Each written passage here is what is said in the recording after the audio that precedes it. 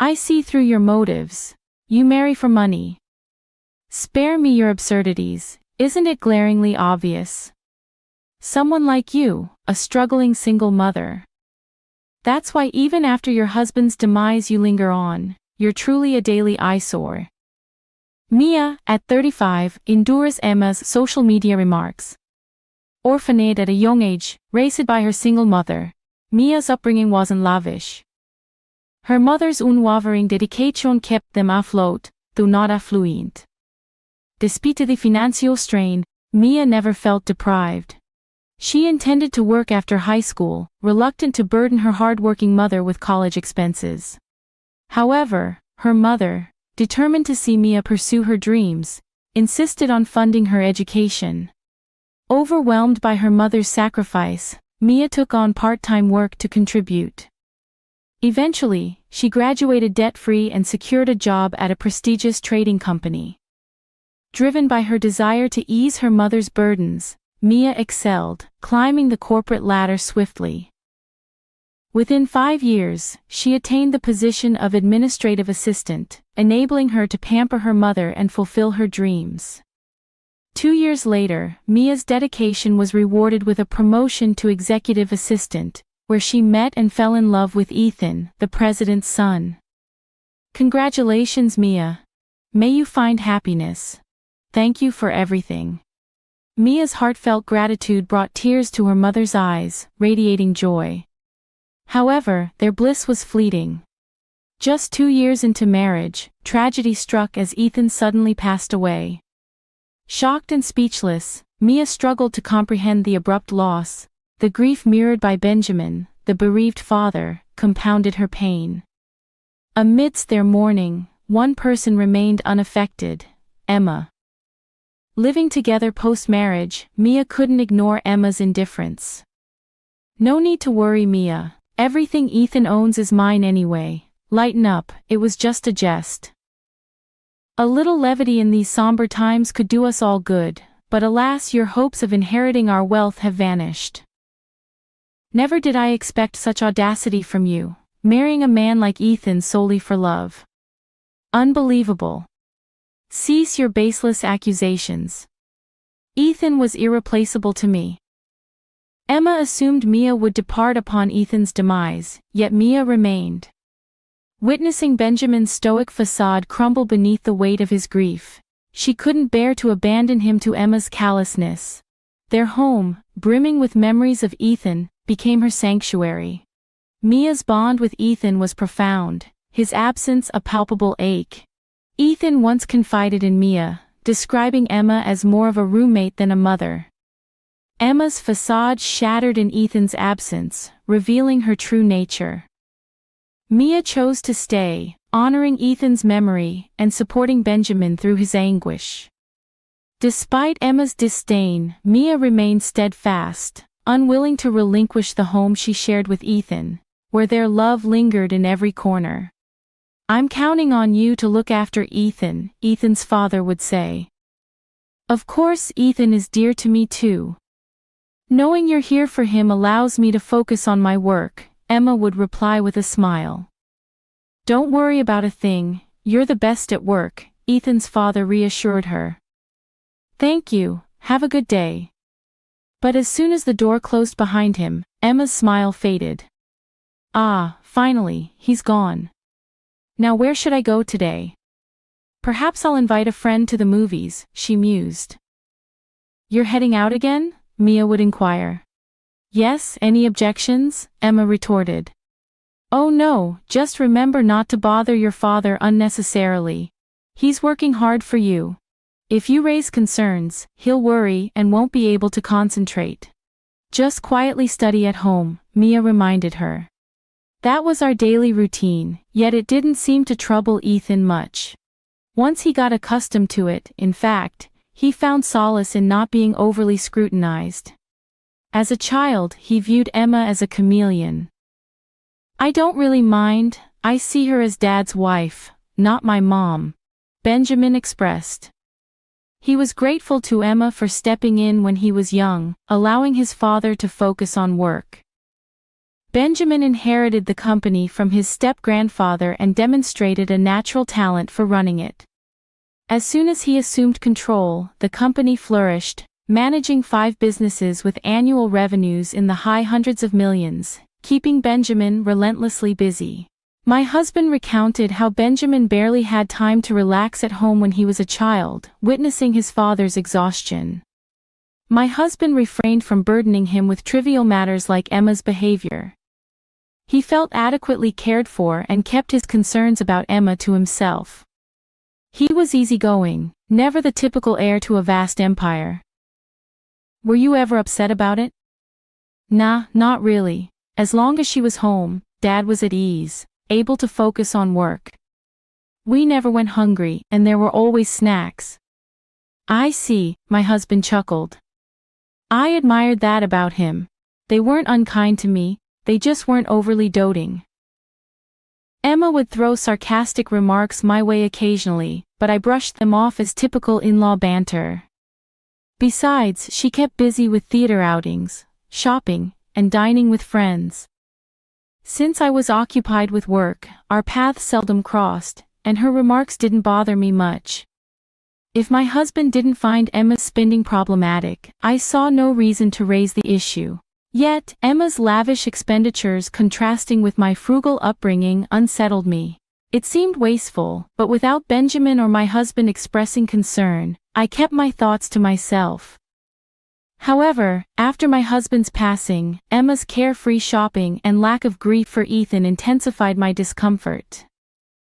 Emma, please support Benjamin despite his age, I urged. He's truly lonely. Why should I heed your words? Are you plotting to snatch our inheritance? Emma retorted. I've never entertained such thoughts. Well, Ethan's gone, why would you leave too? Benjamin said. I'm staying, Benjamin said. I'm welcome as long as I need. Emma shot me an annoyed glance but said no more, perhaps relieved I wasn't a threat to Benjamin's wealth. Yet, as years passed, Emma's irritation with my presence grew evident. Her barbed remarks stung deeper. I questioned if it was right to remain where my husband was absent. Maybe returning to my single mother was best. Enduring Emma's sarcasm felt unbearable. My mother turned 60 this year, marking 3 years since my husband's passing. I contemplated my future. Benjamin's collapse changed everything. Although the company remained stable due to his prepared successors, Emma's demeanor shifted noticeably. That man got what he deserved, he's been miserly lately, Emma remarked. What do you mean by stingy? Emma inquired. Our credit card limit got reduced, and our living expenses have been trimmed. Is the company facing difficulties? I responded. I doubt it. Remember last year you missed our husband's 3rd anniversary ceremony because of a hangover from a wild night out. Benjamin, who rarely checked on your spending, caught wind of it through the credit card bill. Missing our son's memorial was a breaking point for him, I explained. In his anger, Benjamin decided to restrict your spending. Despite that, you still receive enough for a comfortable life. Benjamin mentioned the company's troubles, attributing them to your absence. Don't act clueless. You're aware too, I added.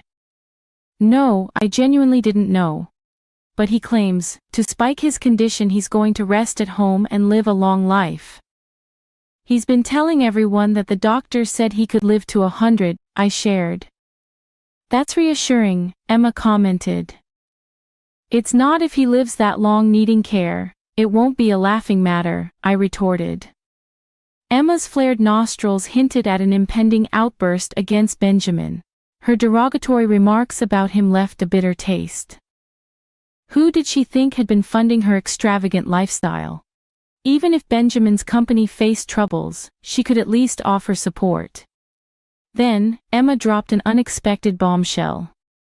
So, I've decided to divorce him. Excuse me. Consider it.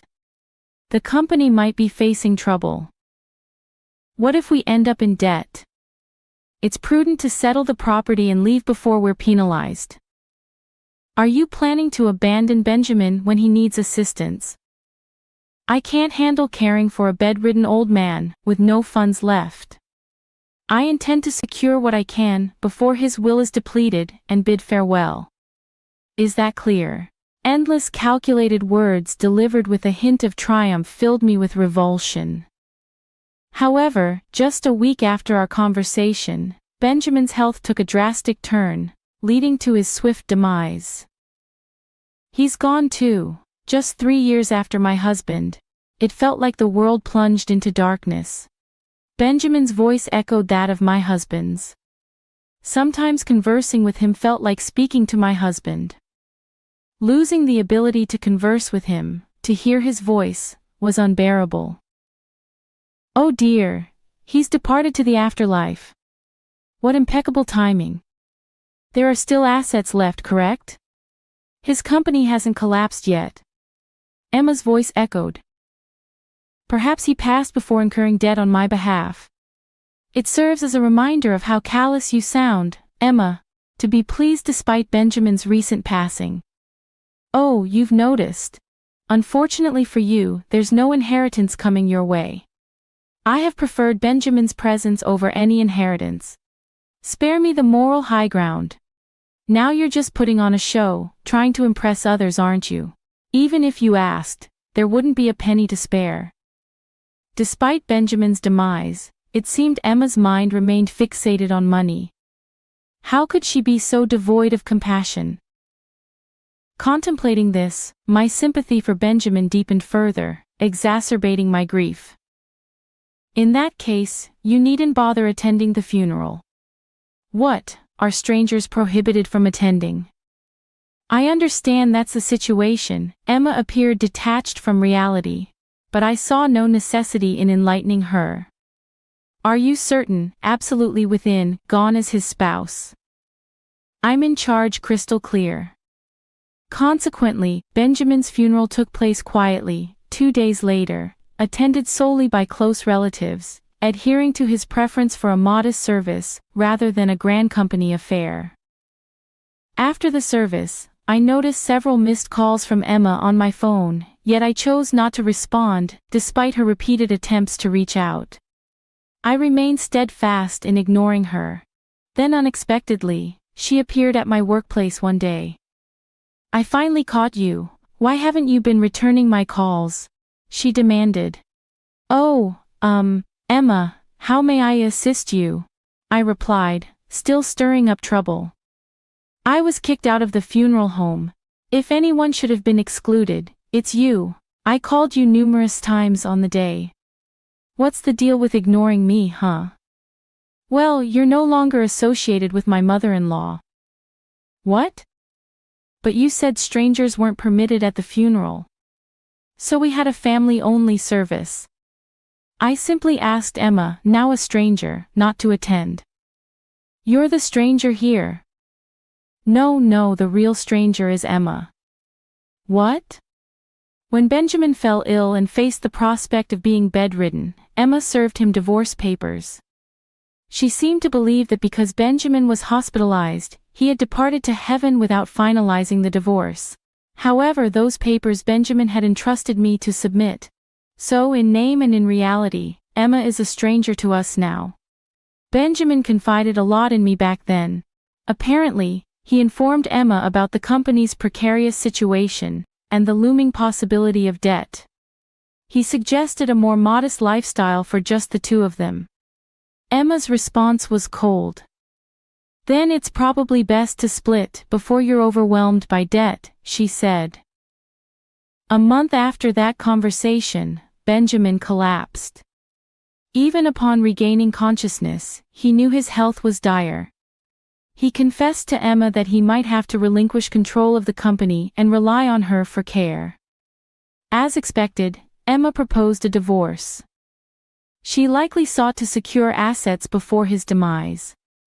However, Benjamin, realizing his limited time, had already allocated most of his assets to charities and appointed successors. There was little left for Emma. Her face paled upon learning this. So I get nothing. Well, strictly speaking, it's not exactly zero. I did leave a few hundred in savings. A few $100s? That's hardly enough, Emma scoffed. Even though Benjamin had forewarned me of this, articulating it made me appreciate his thoroughness. He evidently wished to keep any property disputes with Emma to a minimum. Perhaps it was Emma's behavior following her husband's passing that motivated Benjamin's resolve. But there's still the house, if I sell that. Oh yes, please vacate the premises as soon as possible, I interjected. I'm staying with Mom for now, but I intend to return eventually, Emma asserted. What are you implying? You're essentially a stranger. You hold even less claim than I do. As I mentioned earlier, the true stranger here is you, Emma. Now divorced, furthermore, the house was originally inherited by Benjamin from his grandfather, exempt from property division in a divorce. So why should you have the right to reside there? Because upon marriage, Benjamin and I mutually adopted each other. What? So I'm entitled to inherit Benjamin's property? He left me that house, Emma exclaimed. It's rather incredulous, isn't it? The notion of adoption was initiated by Benjamin himself when we married. I didn't dwell on it much. In his eyes, I was to be his daughter marrying his son. Hence, I accepted that notion. However, upon my husband's passing, I refrained from disclosing this. I feared Emma would misconstrue it as an attempt to seize the family fortune. I have tasks to attend to, would you kindly depart? I requested. I informed Emma that any communication should go through our respective legal representatives. I've sought counsel from our company's legal team, I continued. I had security escort Emma out of our company premises. I explicitly barred her from returning. Despite her resistance, she complied when I threatened to involve law enforcement. She made several attempts to contact me thereafter, all of which I ignored. I recounted her relentless pursuit of our wealth, which only resulted in a deluge of complaints to our lawyer. Our company's financial standing was robust, which baffled Emma. She argued that bankruptcy should yield assets to divide. However, the company had transitioned to a new owner before Benjamin's demise, rendering it beyond his possession. Consequently, Emma had no claim. The family's properties had already been allocated in the divorce prior to Benjamin's death. Our lawyer patiently explained Emma's lack of entitlement. Frustrated, our lawyer divulged Emma's persistent attempts, misguided in her belief of inheriting. Emma had amassed debt on her credit card, now struggling to repay it. She worked multiple jobs from dawn till dusk to meet her financial obligations. Yet her fiscal woes were not my concern. I emphasized Emma was a decade younger than Benjamin, marrying him at 25, and now at 55. Their nearly 30-year marriage entitled her to survivor benefits from Benjamin's Social Security contributions, even after their divorce. However, eligibility hinged on her turning 60, still 5 years away. Additionally, she needed to file for a pension division within 2 years of their divorce. I doubted Emma's awareness of these stipulations, nor did I feel inclined to enlighten her. Her welfare was neither my concern nor my responsibility, I stated firmly. And so, I reside in the home once shared with my mother, Benjamin, and my husband. Days passed, tranquil memories of my husband and Benjamin evoke both smiles and tears. Yet recalling their warmth spurs me to embrace each day with a smile, I concluded.